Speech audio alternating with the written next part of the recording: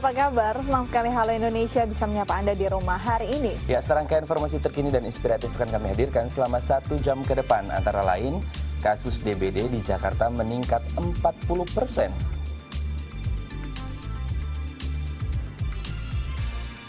Ada pula meski beberapa industri asing hengkang, ekonomi Indonesia diperkirakan tetap stabil.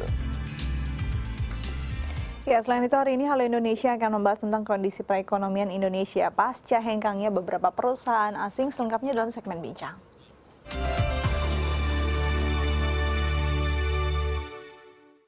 Kasus demam berdarah di Jakarta per Januari 2016 terus mengalami peningkatan sebesar 40 hingga 50%. Ya, hal ini disebabkan karena saat ini di Jakarta sedang memasuki musim penghujan sehingga mengakibatkan banyaknya jentik nyamuk yang berkembang biak.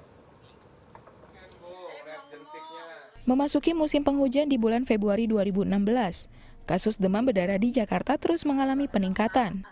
Berdasarkan data yang diperoleh dari Dinas Kesehatan DKI Jakarta, kasus DBD pada periode Januari 2016 meningkat hingga 40-50% dibandingkan bulan yang sama pada tahun 2015.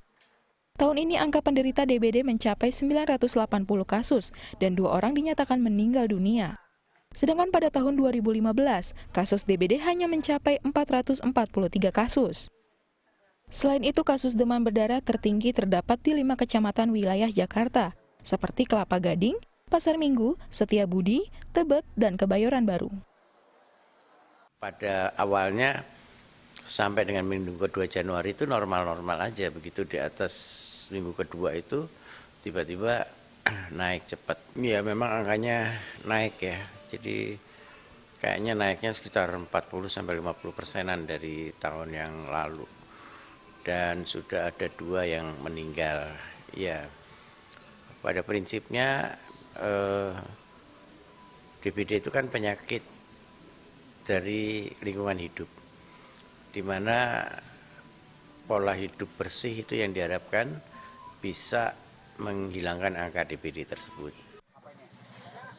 Melihat kasus DBD yang terus meningkat, Dinas Kesehatan DKI Jakarta melakukan upaya penggalakan jumantik di setiap rumah, pelaksanaan pemberantasan sarang nyamuk, dan penggalakan jumantik cilik di setiap sekolah. Dengan banyaknya masyarakat yang ikut berpartisipasi dalam menjaga lingkungan, diharapkan kasus demam berdarah ini bisa terselesaikan dan tidak ada lagi korban jiwa. Wiwit Purnamasari, Vicenzo, DAI TV. Ya, Puskesmas Kecamatan Penjaringan, Jakarta Utara ternyata sudah lebih dahulu meningkatkan pelayanan kesehatan masyarakat. Karena sejak tahun lalu, Puskesmas ini telah membuka pendaftaran pemeriksaan melalui telepon. Ya, dibukanya pelayanan pendaftaran lewat telepon ini bertujuan untuk mempercepat pemeriksaan medis dan mengatasi antrian pasien. Salah satu puskesmas Kecamatan Penjaringan sejak Oktober tahun lalu sudah menerapkan sistem pendaftaran melalui telepon. Dibukanya layanan ini bertujuan untuk meminimalisir antrian puskesmas yang dalam 1 hari bisa mencapai 500 pasien.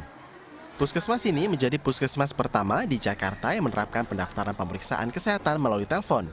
Untuk menggunakan layanan ini, warga cukup menelpon di nomor 0877 8085 8571.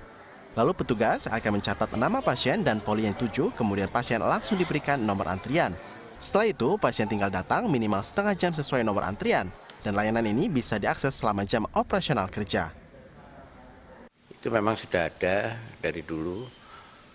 Ya bukan dari dulu, maksud saya sekitar 3-4 bulan yang lalu. Kemudian kita juga sudah punya pendaftaran yang menggunakan online. Kemudian rujukan menggunakan online juga. Sedang kita terapkan ke semua puskesmas. Itu nanti ada yang namanya Sikda generik yang dibuat oleh Kemenkes, namun sudah dimodifikasi oleh kita, yang disambungkan dengan e-form dan disambungkan dengan e-medical record, seperti itu. Meski telah diterapkan sejak akhir tahun lalu, namun sampai saat ini pembukaan pendaftaran via telepon belum sepenuhnya berjalan efektif. Warga masih banyak memilih datang langsung sehingga antrian tidak terhindarkan. Mengeterapkannya memang nggak mudah. Masyarakat itu sering tingkat kepercayaannya mungkin ya, dia belum biasa gitu, dia lebih senang datang mau nunggu dari pagi sampai siang, nggak ada masalah, tapi malah ujung-ujungnya marah-marah dia, padahal kita sudah siapkan sistem yang bagus supaya dia itu juga enak datang tidak perlu menunggu lama-lama, paling nggak 15 menit sebelum jadwal dia itu dia sudah di situ. Dengan diterapkannya layanan ini diharapkan dapat mempermudah warga untuk mendapatkan pelayanan terbaik saat warga ingin berobat. Wiwit Purnamasari, Vizenzo, DAI TV.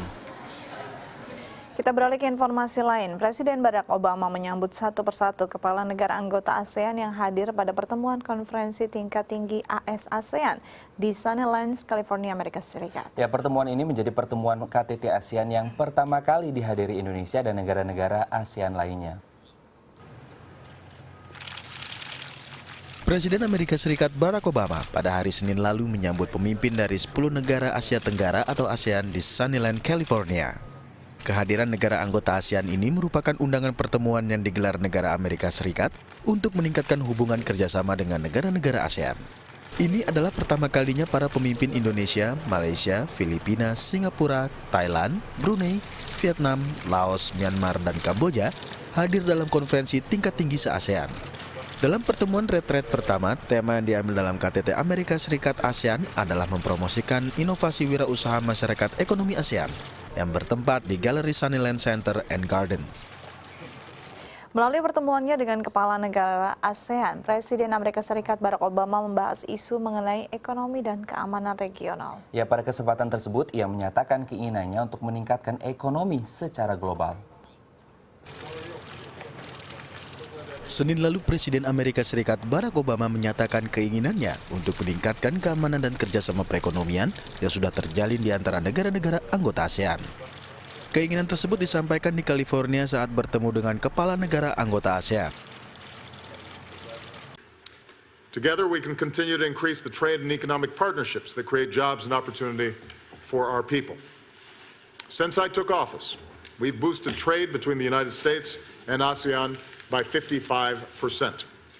The region is now our fourth largest goods trading partner, including U.S. exports that support more than 500,000 American jobs. U.S. companies have been the largest source of foreign investment in ASEAN, one of the many reasons that the region's GDP has surged in recent years, lifting people from poverty into the middle class. Selain itu, Barack Obama juga menyampaikan pusat perhatiannya sekarang adalah mengenai teritori negara Tiongkok yang bersengketa mengenai wilayah perairan yang bersinggungan dengan negara-negara ASEAN, karena Tiongkok tidak termasuk dalam anggota ASEAN. Pertemuan singkat ini dihadiri oleh kepala negara Indonesia, Malaysia, Filipina, Singapura, Thailand, Brunei Darussalam, Vietnam, Laos, Myanmar, dan juga Kamboja. Ke-10 negara anggota ASEAN bersama Amerika Serikat sepakat untuk meningkatkan ekonomi bersama.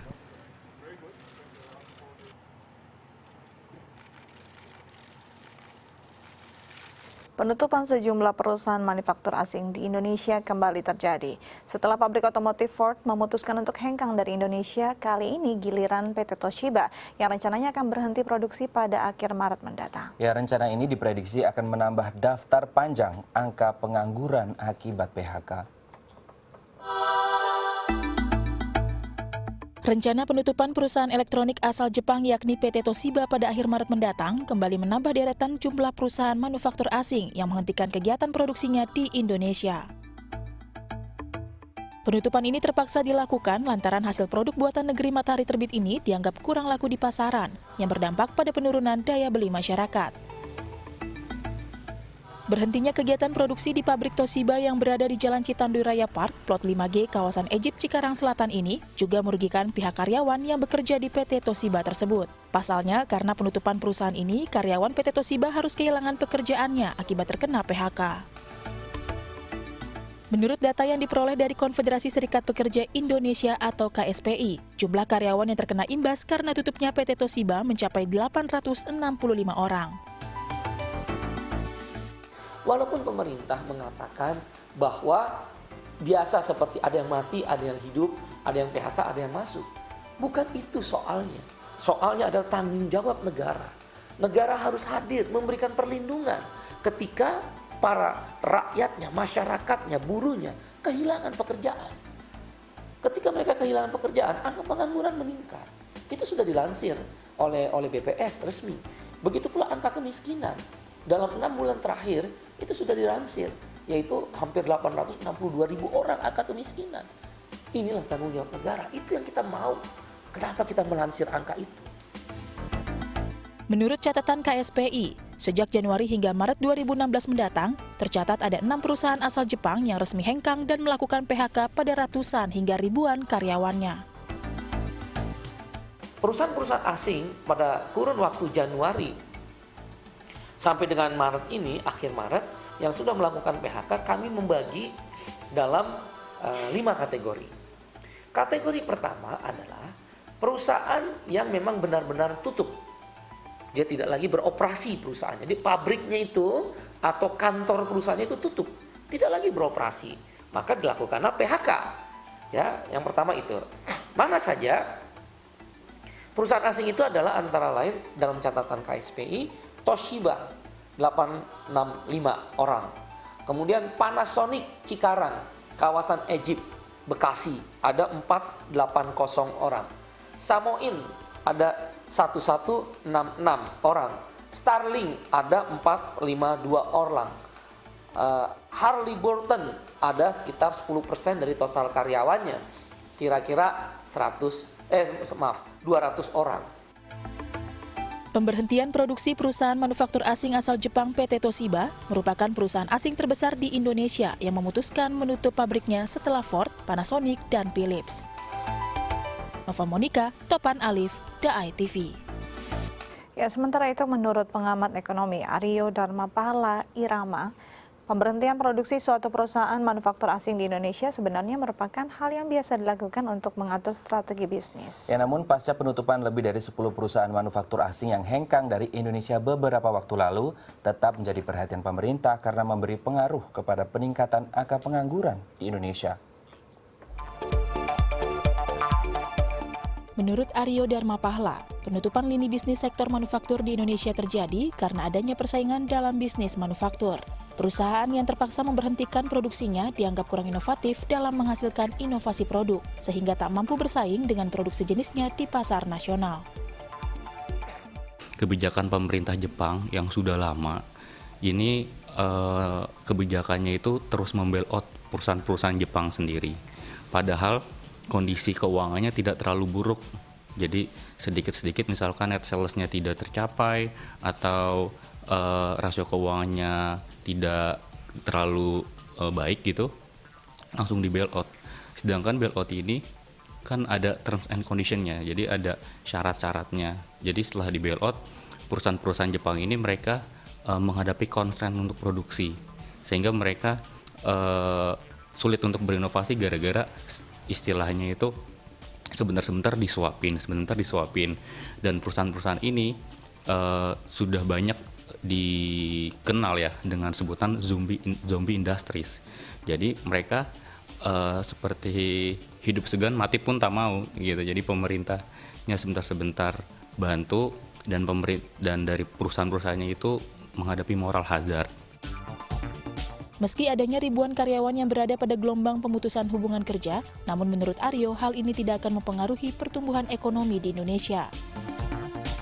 Dari ekspektasi pasar ya, tingkat kepercayaan pasar jika pemerintah tidak mampu menangani masalah serupa gitu, karena pasti tersisa beberapa masalah kewajiban perusahaan ya kan, pesangon dan lain-lain. Itu saya yakin investor-investor lain itu melihatnya bagaimana pemerintah menghadapi penutupan pabrik-pabrik di Indonesia, ya gitu. Karena jika saya amati sikap pemerintah menganggap bahwa yang diinginkan investor itu adalah kebebasan, padahal tidak demikian. Yang diinginkan investor adalah keteraturan dan kepastian.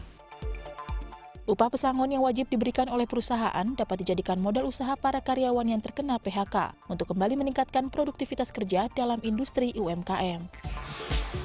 Nova Monika, Topan Alif, DAI TV. Iya, selanjutnya kami akan membahas tentang kondisi perekonomian Indonesia pasca hengkangnya beberapa perusahaan asing. Tetap bersama kami di Halo Indonesia.